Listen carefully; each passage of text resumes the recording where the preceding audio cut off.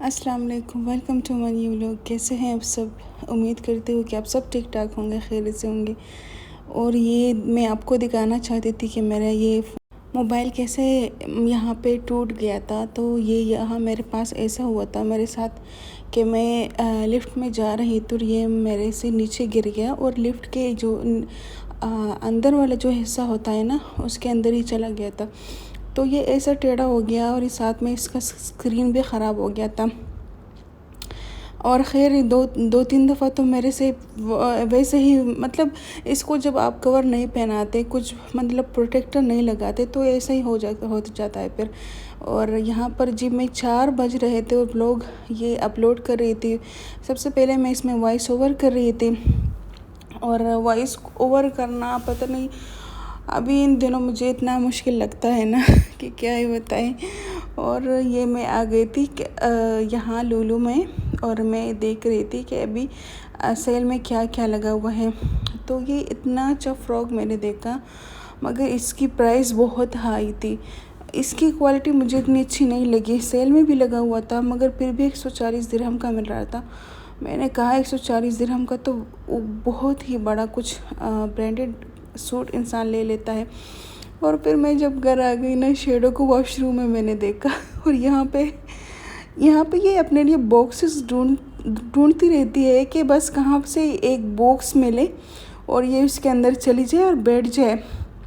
तो इसको छोटी छोटी चीज़ों में बैठना उठना और बस इसको बहुत ही अच्छा लगता है। और यहाँ पर मेरी फ्रेंड एक थी, तो वो मेरे लिए माशाल्लाह से हर रोज़ कुछ ना कुछ बेचती है। मतलब कहीं जो भी बनाए हर किसी का प्यार होता है। मतलब हर कोई बंदा होता है, मतलब अपने तरीके से इंसान वो प्यार दिखाता है। तो मलिक जो भी बनाती है ना, तो वो बेचती रहती है।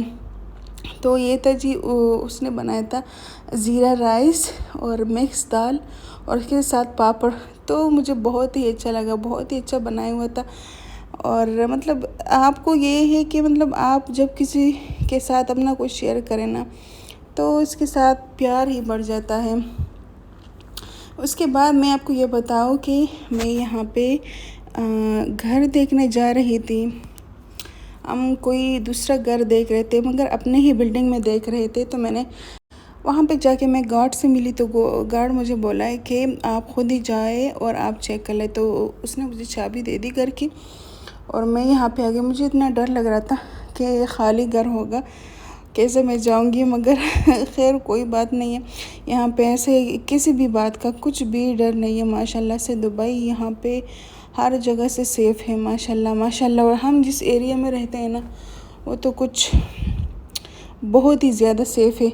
तो यहाँ पे मैं सबसे पहले वीडियो बना रही थी और वीडियो में पूरा घर दिखाऊंगी कि यहाँ पे 1 BHK 2 BHK रूम कैसे होते हैं और आप एक घर आप कैसे रेंट कर सकते हैं। मतलब कुछ लोग बोलते हैं ना कि हम दुबई शिफ्ट हो गए, हमारे मतलब दुबई में जॉब लगी है, तो यहाँ पर घर लेने का क्या प्रोसीजर है। प्रोसीजर ऐसा होता है, मतलब घर लेने का कभी कभी जब इंसान की एक्सपीरियंस नहीं होता ना, तो बहुत ही मुश्किल सा काम लगता है। और ये वाला घर मुझे इतना अच्छा लगा ना, इतना अच्छा, मगर इसका रेंट जो है हमारे घर से थोड़ा सा दुगना है, क्योंकि ये बहुत ही मतलब इसके कमरे जो थे बहुत ही बड़े बड़े कमरे थे। तो मुझे बहुत ही अच्छा लगा, मगर जो बना था ना सेम इसी तरह ही बना था। इसका बाहर का नज़ारा जो था वो भाई देखने का था। यहाँ से सब कुछ नज़र आ रहा था, सामने का बिल्डिंग। और ये तकरीबन मेरे ख़्याल से 13 फ्लोर पे था, हमसे 2 फ्लोर नीचे का था। मगर इसका लाउंज, इसके कमरे, इसका किचन, मैंने हस्बैंड से बोला है कि बस हम इसी घर में शिफ्ट हो जाएंगे और यही मतलब मुझे बहुत ही ज़्यादा पसंद आ गया। तो मैं यही आपको वीडियो में दिखा रही थी कि पहले आपको क्या करना पड़ता है जहाँ मतलब आपको घर देखना हो, तो उसके लिए सबसे पहले क्या ज़रूरी होता है, कैसे देखना पड़ता है, क्या क्या होता है वहाँ पे। यहाँ इस घर में जब मैं आई थी ना, तो मैंने देखा है कि यहाँ पर कोई पहले से रह चुके थे। कोई मुझे लग रहा था कि कोई अरेबिक फैमिली थी। बहुत सा सामान ऐसा पड़ा हुआ था जो कि मुझे लग रहा था कि कोई अरेबिक फैमिली थी, और बहुत चीज़ें पड़ी हुई थी। तो मैं जाके इन चीज़ों को देख रही थी कि घर कैसा है, उसके रूम्स कैसे हैं। ये वाला जो रूम था बहुत ही बड़ा बड़ा था, जो कि सेम हमारे ही घर के जैसा था।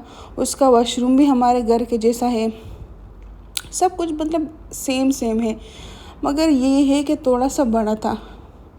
और जब मैंने रेंट भी पूछा तो रेंट इसका बता रहे थे 32 to 36,000 दिरहम का बता रहे थे। ये मंथली तो नहीं होता, मंथली तो बहुत ही ज़्यादा हो जाएगा, मगर जो है ये आपको ईयरली देना पड़ता है। आप उसके साथ जो प्रोसीजर होता है ना, उसको पहले आपने देखना पड़ता है कि क्या करना है, इस प्रोसीजर में क्या क्या है क्या नहीं है। तो मैंने ये सारा घर और इसकी वीडियो सारी बनाई। मैंने कहा चलो आपको भी दिखाऊं, अगर किसी को ज़रूरत पड़े, अगर कोई घर लेना चाहे। मगर ये तो हम खुद ही देख रहे थे। और इसका किचन जो है, मैंने पहले लाइट्स ऑन करने की कोशिश की, मगर लाइट्स ऑन ही नहीं हो रहे थे। मगर फिर भी मैंने वैसे ही वीडियो बनाई टॉर्च की मदद से। तो यहाँ पर देखे ये किचन था इसका, सेम हमारे ही जैसा किचन है माशाल्लाह से, बहुत ही बड़ा बड़ा था। तो मुझे बहुत ही अच्छा लगा, दिल कर रहा था कि बस मैं तो यहाँ ही शिफ्ट हो जाऊँ। और मेरे ख्याल से अभी अभी कोई गया था, ऐसे ये पता नहीं कुछ गंदगी वगैरह भी यहाँ पे छोड़ के गए थे, कुछ सामान भी और क्या क्या छोड़ के गए थे। तो पहले जब आप आ जाए ना, पहले अपने लिए घर सेट करते हैं और उसको अच्छा सा बनाते हैं, ख़ूबसूरत बनाते हैं, फिर तभी वो जाके घर बनता है और फिर इंसान उसमें रहने लग जाता है। तो मैं यही बता रही थी कि इसका कैसे प्रोसीजर होता है कि जब आप यहाँ पे आ जाते हैं। मैं तो वो बात भूल ही गई कि मैंने आपको बताना है। दुबई में जब लोग बोलते हैं कि हम शिफ्ट हो गए, हमारी दुबई में जॉब लगे, तो यहाँ पर घर लेने का प्रोसीजर क्या है, तो इस वीडियो में मैं आपको बताऊंगी कि इसमें ऐसे पॉइंट्स है जो कि घर लेते वक्त आपको जहन में ज़रूर रखनी चाहिए। ये वीडियो आपके लिए बहुत ही इन्फॉर्मेटिव है, जो जिसको ज़रूरत हो तो एंड तक देखिए। क्योंकि जब आपने घर लेना होता है ना, तो सबसे पहले आपको क्या करना चाहिए, सबसे पहले जब भी आप यहाँ पर घर लेना होता है आपको, तो यहाँ पर कुछ ऐसा तरीक़ाकार होता है। यहाँ पर रेंटल जो है चेक के थ्रू किया जाता है। अगर आपको कभी भी बेडरूम पसंद आ गया तो वो पड़ेगा एक बेडरूम 30,000। यहाँ शारजा में भी और दुबई में भी, यहाँ पर दुबई में थोड़ा सा महंगा है और शारजा में थोड़ा सा उसके मुकाबले में थोड़ा सा कम है। तो महीने का बना आपका 2,500 बनता है, 2,500 दिरहम।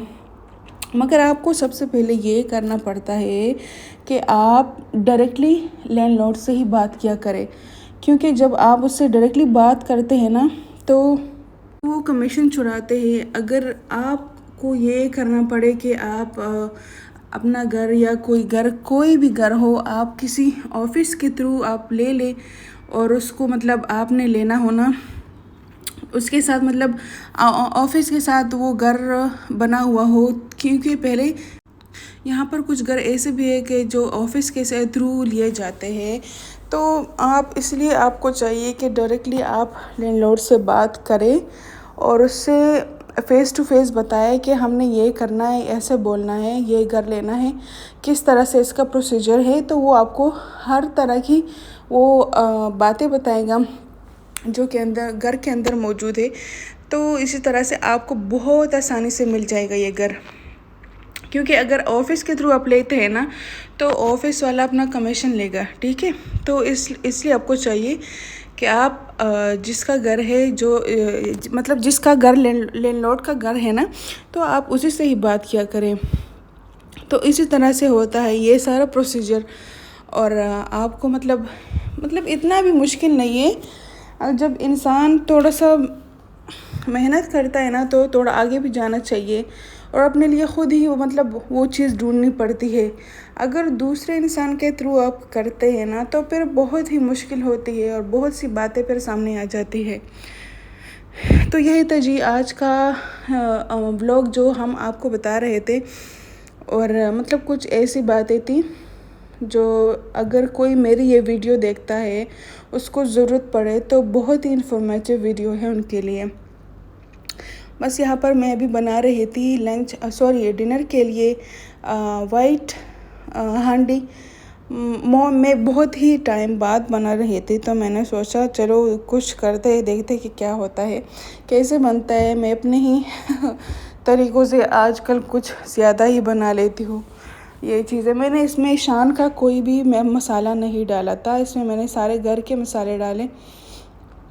मगर फिर भी पता नहीं, मुझे पाकिस्तान की चीज़ें याद आती है। मैं जब भी खाना खाने लगूँ ना, पहले तो माशाल्लाह से शुक्र अदा करते, शुक्र अल्हम्दुलिल्लाह, अल्लाह पाक का बहुत बहुत बड़ा बड़ा शुक्रिया कि बस बहुत देते हैं माशाल्लाह से, अल्हम्दुलिल्लाह। बहुत मतलब शुक्र अदा करना चाहिए हर हाल में।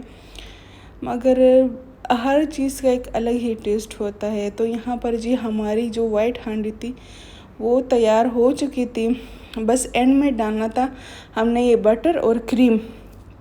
इससे ये होता है कि इससे टेस्ट बहुत ही अच्छा बन जाता है और फिर आपको ज़्यादा पकाना भी नहीं पड़ता।